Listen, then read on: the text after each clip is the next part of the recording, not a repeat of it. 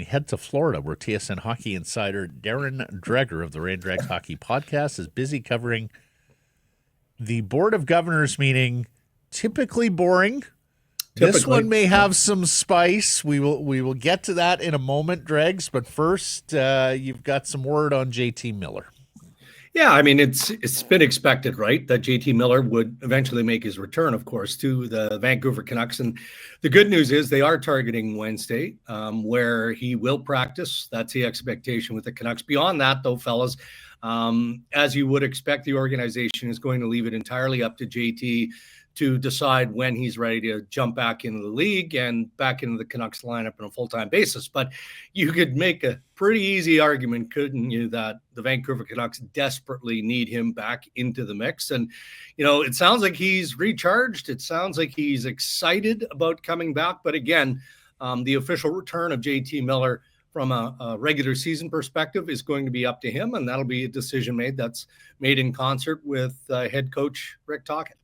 At this point, I think I'd ask him to play defense if he does come back on Wednesday. They're in such dire need back there. It'll be tricky, and I'm sure you don't have the answer necessarily. Generally, the rule is if you practice, you're available to speak to the media. Do you think he'll chat on Wednesday with the folks? I mean, it's a good question. Maybe, depending on how he feels. I mean, right. I don't think that there's anything to hide here. He's probably not going to disclose any deep thoughts that he may or may not have around his personal situation, and nor should he have to. I mean, that's confidential stuff.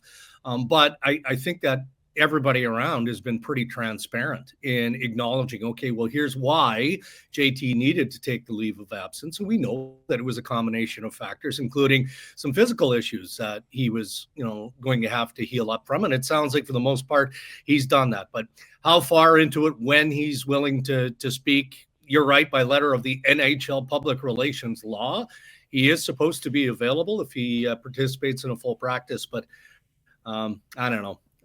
They could say he's in treatment and hide him for another day. Or maybe the media justifiably just goes, okay, we'd love to hear from him. We, of course, want to talk to him. But if he's not ready, he's not ready. Yeah. If he's not ready, that's fine. We can wait a little bit longer. His old team, his Indigenous team, the New York Rangers, boy, have they been busy. They forced the trade with Trouba to Anaheim. They re-signed Igor Shesterkin. Yeah. And they are being accused of soft tampering by Ottawa Senators owner Michael Landlauer with Brady Tkachuk. Boy, we used to say never a dull moment around the Vancouver Canucks, but I do think the Rangers are taking the cake this season. Yeah, I get it. So this is what's interesting about this. So when this day first started, so you've got Pierre LeBrun, myself, Chris Johnson, some other assembled media here in Florida, and you more or less have a handle on what the agenda looks like. And these are board meetings. So you've got appointed board of governors, alternate governors, a lot of NHL owners participate. And a number of the heavyweights are here, which isn't always the case either. I mean, they kind of pick and choose when they attend these meetings. So we're looking at what we believe is the day's agenda. And we're talking about national television rights and stuff that, for anybody watching us, it's eye-glazing. Who's kidding who? I mean, talk about putting lipstick on a pig. Then all of a sudden, Pierre LeBrun emerges after a sit-down interview with Michael Landlauer, the owner of the Ottawa Senators, this morning. And he goes, ooh. As Jamie McLennan always says, we've got a spicy meatball here. And that's what it was. I mean, Landlauer clearly upset with his captain, Brady Tkachuk, being quote-unquote targeted in a New York Post story last week, right? The implication is that the New York Rangers, of course, that's what was reported by Larry Brooks, are eventually targeting Brady Tkachuk. Now, in fairness, and people should go online and read LeBrun's story in The Athletic, because there are full quotes from Landlauer there. And, I don't believe Landlauer actually acknowledges the New York Rangers, but come on. I mean, we know the report that he's speaking of. That juiced things up, got things going, and already. So we did a hit online, a digital hit, probably an hour or so ago, maybe an hour, 15 minutes ago. And the New York Rangers apparently, reportedly, have already responded with a statement that basically says this is outrageous. And we're going to take our concerns up with Commissioner Gary Bettman. So stay tuned, fellas. This is going to be a far more entertaining, interesting day than I thought it was when I first got up this morning. He's basically targeting you, Adam Schefter, Tom Bogert, and anybody else that does insider business. I mean, that's what trade rumors are, Michael. Yeah. Like, honestly, it's a little bit curious. I mean, this is a first-time sports owner. I mean, or first-time big. Yeah. Yeah, he's been in ownership for a long time, dating back with the Montreal Canadiens. You know what? I will say this about Andlauer, and no different than the Aquilinis, any pro sports owner. Some are more passionate than others. Some are more vocal and volatile than others. They all share a passion, right? But they are loyal to the core. That's what they are. And so this one, maybe because it's not the first time that Brady's name has been out there and loosely linked in trade speculation. I guess this one was enough. It was just flat out enough for Andlauer that he speaks out in the fashion that he did. So we'll see where it goes from here. I can guarantee you again, though, Commissioner Bettman, Deputy Commissioner Bill Daly, they did not expect that they'd be putting out an ownership fire at the beginning of this meeting. And that's what it is. When you think of heavy hitter owners in pro sport, James Dolan, the Dolan family who own the New York Rangers, they're big shooters. So this one's going to be fun. Let's face it, guys. Like, that would be the number one insecurity of a Senators fan, is that Brady Tkachuk wants out. If especially with the way they're playing, Blake. If all of a sudden somebody credible suggested that Quinn Hughes wants to go to New Jersey to join his brothers, I mean, it would rattle the foundations of the fan base, right? So correct. You can understand where Andlauer's coming from, but that said, this is just the business, man. It is, but and you're bang on, and I think that's what makes it borderline reckless as far as the Ottawa Senators are concerned, because you're right. I mean, Connor McDavid has a contract negotiation that's coming up in the not too distant future with the Edmonton Oilers. I mean, why wouldn't the Rangers or any team target Connor? Like, come on. I mean, you could make that case with practically any superstar, and Quinn and his brothers are certainly in that category. And I think that's really why Andlauer is lashing out. I think that's the appropriate way to describe it. But what I know is that Bettman will say, okay, I work for you. You're the owner. I am employed by the owners. But in the future, if you're going to lob a grenade like this at another organization, please give me the heads up. Please give me the courtesy call, and perhaps I could talk you off the ledge before doing it. So. Well, we should note that Brady Tkachuk has 3 years left on his deal after this season. It is perfectly fine if the New York Rangers internally want to say, boy, love that Brady Tkachuk. If he ever gets to free agency, we're going to target him. If Ottawa ever wants to move him, we're going to be first in line offering all these assets. And which brings me to the question, Dregs, like whether it's Ottawa, whether it's Montreal or Nashville, how close are sellers to selling here? Nashville, my goodness. Well, Barry Trotz recently came out, didn't he, and said, look, I'm willing to wait until Christmas to see where we're at. But there's no quick fix, clearly, with the Nashville Predators. And I think what he's talking about is how active he wants to be in legitimately he's got 3 first-round draft picks. That's going to get the attention of a lot of teams, especially, the bottom half of the league.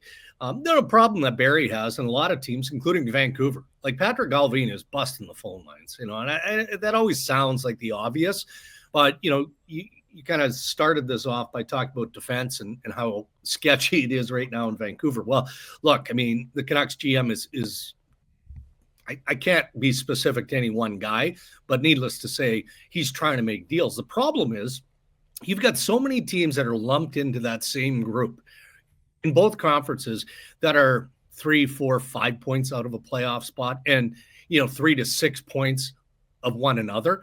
So unless you're just putting a whole bunch of assets out there the way that the Minnesota Wild did in acquiring David Jiricek from the Columbus Blue Jackets, I think teams like Nashville, maybe Montreal, who in fairness, the Montreal Canadiens have played better of late. Like they've got a little bit more going right now in Montreal, which has taken some of the heat off of management in Montreal, but there too is a team that's certainly eager. So it just feels to me like anything meaningful is probably going to have to wait until the new year and maybe even early into the second half. the Preds have got all those draft picks, so theoretically they could acquire and try to salvage the season, but they're just so far out of it now that would seem almost folly. What did you make of Steven Stamkos' comments last week after a game where he was alluding to something? And I didn't see much follow-up on that, Dregs, as to what he was talking about. Basically, it sounded, and these are my words, not his, like he was questioning people in the room to some degree, and he walked it back a little later, but he couldn't take away what he originally said. What do you think that was about? When it was how he said it too, right, Blake? Yes. It wasn't just the language. I mean, he had this pure look of frustration and loss. That's how he looked to me. And, he talked about how difficult it is scoring goals, and it's the hardest thing to do in hockey and all of that. And I think to a degree there would be some internal finger pointing, but there's also guys like Steven Stamkos who aren't afraid to look in the mirror. Right. And he's very self-critical. He knows that he was brought in to generate offense and doesn't feel like he's done enough of that. What I would submit, though, is, Trotz had to know or expect that they were weak up the middle of the ice. End of the day, that's really what it boils down to. Ryan O'Reilly isn't having the year that he had last year, and that's just one of the centers that they have in Nashville. Well, when you're signing, scorers like Stamkos and John Marsh, so you'd better have some pieces up the middle that are creative, that are deceptive, that can play with pace, all of those things. And I think that's been the biggest area of concern, and I know that's an area that Trotz is trying to remedy. He's looking for a centerman. The Calgary Flames looking for a top six center. Not too many teams in the league that aren't looking for help on defense or at center ice. So Barry's going to have to dole out some of those assets, those draft picks, maybe even a younger piece. They've got a real nice prospect pool in Nashville if he's going to attract a suitor with a centerman that could be in play. Outside of their activities with now the senators and the commissioner's office and player agents wondering about, how they are leveraging waivers to get guys to waive their no move. Are the Rangers done? Like, are they still trading? No, they're still at it, huh? Done. Yeah, they're still at it. And that was crafty work by Chris Drury. Let's give full credit where credit is due. Cutthroat, no doubt about it. But end of the day, it's the New York Rangers, a storied franchise. So many players, as we know, love Manhattan. Everything about the vibe of New York City, especially the American or the Russian, the European-based players, they love it. They love it in New York. I guess you want to be critical. You could be critical of the negotiation when Jacob Trouba or Chris Kreider signed their mega contract extensions because they didn't get the tip to tail no move clause. And evidently, if you're going to play for the New York Rangers, that's what you need. Otherwise, when it shifts as it did in the summer to a modified no trade, well, it's open season. And yeah, we see your 15-team no trade list. Doesn't matter, because if you don't accept a trade, we're going to put you on waivers, and you're going to, it's sad that has to happen. But then you look at it from a business perspective. Drury didn't have to take back any assets, right? He really didn't. So all you're getting is cap relief. Now, I happen to like Jacob Trouba as a player. I think he's a shell of what he was even last year, but he's had the heart and soul sucked right out of him by the New York Rangers in this process dating back to the draft. So they're not done. They have other pieces in play. And the expectation from, again, a spicy owner in James Dolan is that they're contending for the Stanley Cup this year. I don't see it unless Drury has more work to do. What's Anaheim's motivation there on the Trouba deal? Yeah, I think just to add a bit more character and depth to the team. And he's a high character guy. There's always been, the stuff that follows Jacob Trouba. And I think that it has more to do with playing in a smallish Canadian market in Winnipeg.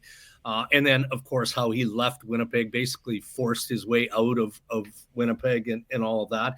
But what I'm told, well-liked as a teammate. Again, I think he's going to be super motivated. You talk about Stamkos and his comments. How about Trouba the other day with his availability through Anaheim, man? Like, he was just firing darts at New York Rangers management and ownership. So sounds to me like he's a motivated guy, and they've still got a good number of young players there. So having that level of experience, I can appreciate why Pat Verbeek would want it. I don't think that when this season started, he had Jake Trouba's name circled. I don't, unless he was in constant communication, which is also possible with Kurt Overhart, who represents Jake Trouba. And oh, by the way, also represents John Gibson, who's been, part of trade fodder now for 2-3 years. So maybe there was some communication at some point there. All right, marvelous stuff, Dregs. We'll let you get back to the spicy meatball that is the Board of Governors meeting down in Florida. Fellas. Stay cool, buddy. It's a good one. All right, thanks, guys.